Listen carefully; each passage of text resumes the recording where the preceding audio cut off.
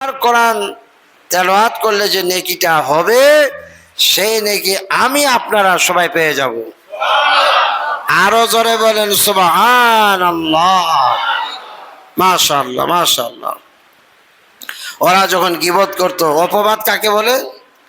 আপনি যে অপরাধ করেন নাই, অন্য অপরাধ আপনার উপরে ঘাড়ে চড়াই দেওয়া হয়েছে, এরকম মামলাগুলো তো প্রায় অধিকাংশ এরকমই।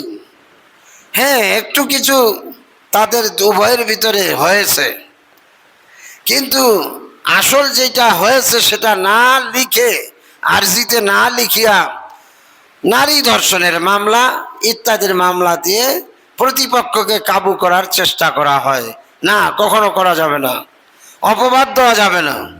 এটার নাম হলো অপবাদ। গীবত হচ্ছে, আল্লাহর নবী সাহাবীদেরকে বললেন, তোমরা কি জানো গীবত কাকে বলে? ওনারা বলছেন আল্লাহর নবী ভালো জানেন। নবী তখন বললেন যে কথাটা তার কোনো ব্যক্তির বিষয়ে বলা হয়, কিন্তু সেটা শোনার কারণে তার ভিতরে সে মন খারাপ করে, শোনার কারণে মন খারাপ করে যে কথাগুলো বলা হয়, এটাই হলো গীবত। এটা কি? সাহাবীরা প্রশ্ন করলেন, যদি সেই কাজটা তার ভিতরে থাকে? নবী বললেন, যদি থাকে তারপরও সেটা হলো গীবত।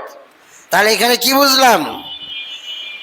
গীবত করা যাবে না, তবে তার সম্মান যাতে ক্ষুণ্ণ না হয় এজন্য তার উপস্থিতিতে তার সংশোধনের জন্য আপনি তাকে কত বলবেন বলে যান, কিন্তু তার মর্যাদা ক্ষুণ্ণ করার জন্য, হেয় প্রতিপন্ন করার জন্য পুরানো হারানো দুর্ঘটনা ওইটা তার সামনে আর বলা যাবে না।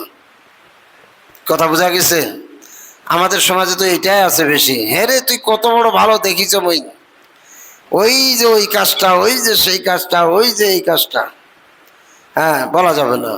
সে যদি সংশোধন হয়ে যায় তাহলে আপনিও তাকে ক্ষমা করে দিবেন, আল্লাহও তাকে ক্ষমা করে দিবেন। বলেন সুবহানাল্লাহ। আর অপরাধ করার পরে যদি সে গলাবাজি করে, চেঁচাচেঁচি করে যে না আমি ঠিকই করেছি, তাহলে ওর মতন বড় দুষ্ট আর কেউ নেই। ভাইরা আমার, কটাক্ষ করা মানে উপহাস করা, ইয়ারকি ফাজিলামি করা, অর্থাৎ কোনো মুমিনদের আচরণ দেখিয়া, ভালো আচরণ করে দেখিয়া তার সমালোচনা এই ধরনের করা, এরাই দেশটা খাইল। ঠিক কিনা? অনেক সময় মৌলবীদের লম্বা পাঞ্জাবি পরাও বড় মুশকিল, কত দেশের কাপড়গুলার দাম বাড়াই দিছে। খাটো পাঞ্জাবি পরাও বড় মুশকিল, বলতেছে এই কথা যে এটা ঠেঁটা বলবি। মসজিদে যদি কথা বলতে পারে তাহলেও আবার মুশকিল আছে, কথা এত কথা বলে নাকি, এত কথা বলার কি দরকার, ধুইছেতে আর ছাড়ে না। কি বলেন? এটাও আবার এরকম বলে, যদি মসজিদের ইমাম সাহেব কথা না বলতে পারে তখন আবার সমালোচনাটা এরকম হয়, আর কই না, হারা একটা এমন মৌলবি পাইছি, থুতিয়ে নাই, থুতিয়ে নাই, খালি কোনো হারে কাজ চালা। হয় কিনা?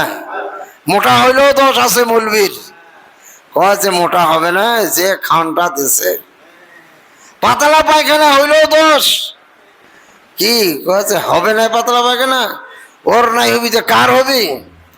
এত দাওয়াত খাওয়ার বাহাদুর। হ্যাঁ, আরে মুই না দাওয়াত দেশে তো পাও না, হ্যাঁ এই জন্য ওর পাতলা পায়খানা হয়েছে। তাহলে এই জাতীয় উপহাস দিয়ে আমরা তো আজকে সমাজটার অবস্থাটা খারাপ করে দেই। হয় কি না? এটা হলো উপহাস করা, ঠাট্টা বিদ্রুপ করা, এইগুলিও করা যাবে না।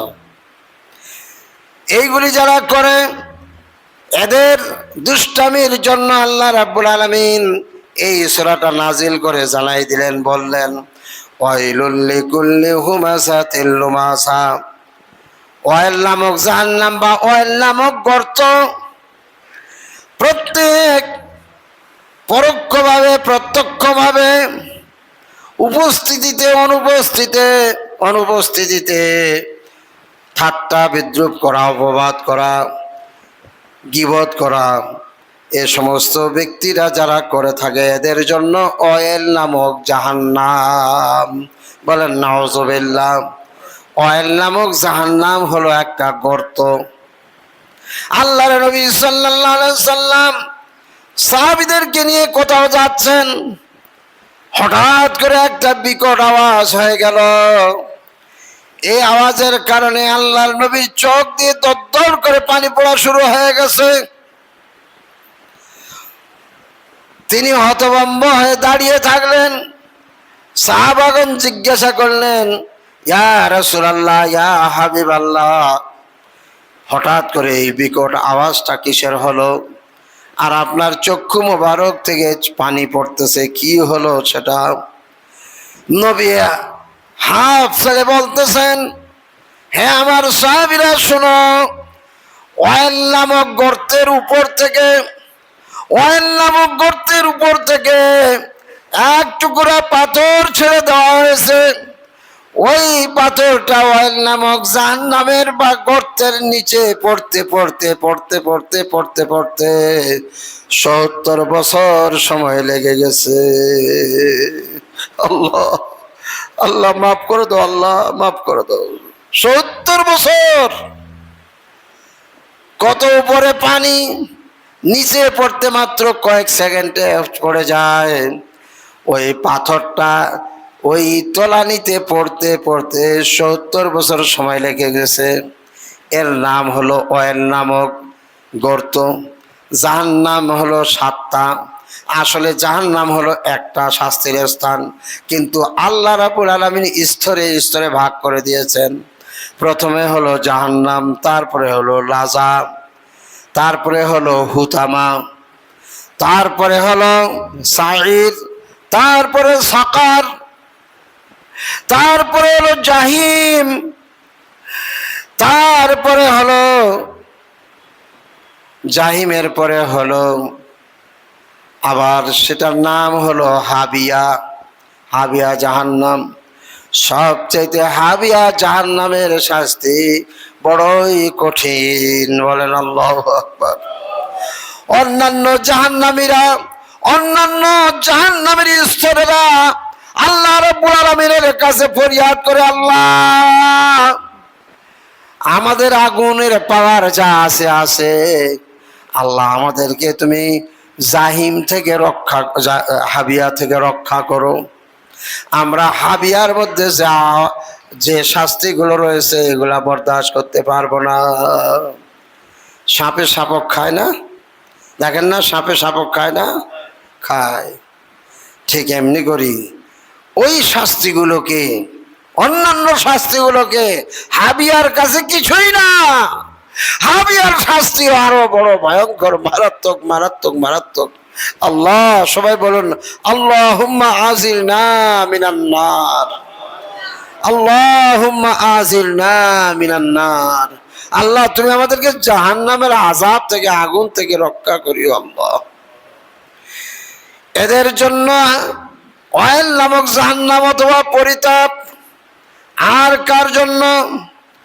আল্লাযী জামাআ মালান ওয়া আদ্দাদা।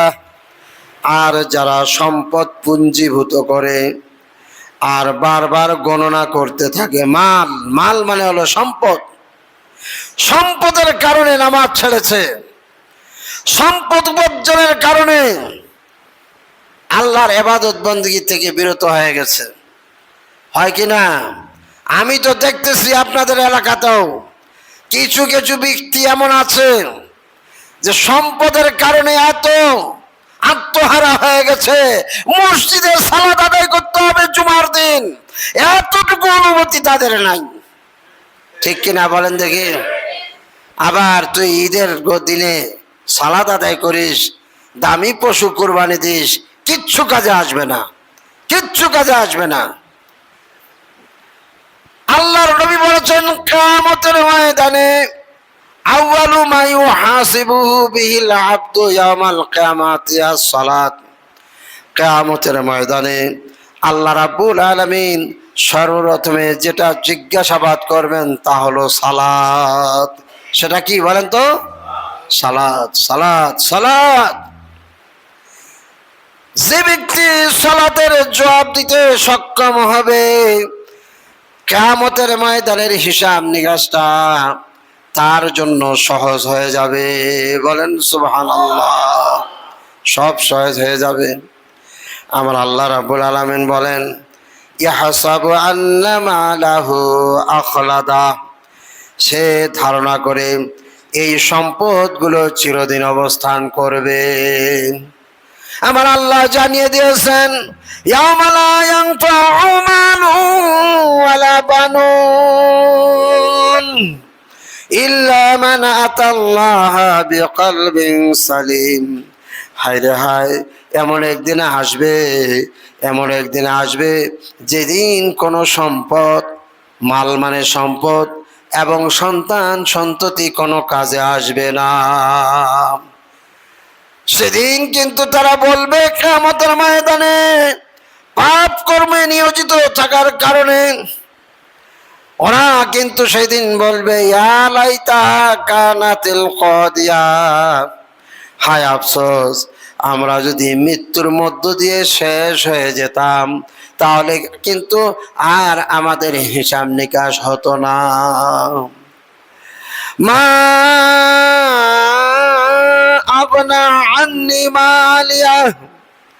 হায় আমার আফসোস, যেই সম্পদের জন্য খুন খারাপি, মামলা মোকদ্দমা, একে অপরের প্রতি মারামারি ইত্যাদি করেছিলাম, সালাত আদায় করি নাই, এই সম্পদ তো আজকে আমার কোনো কাজে আসলো না।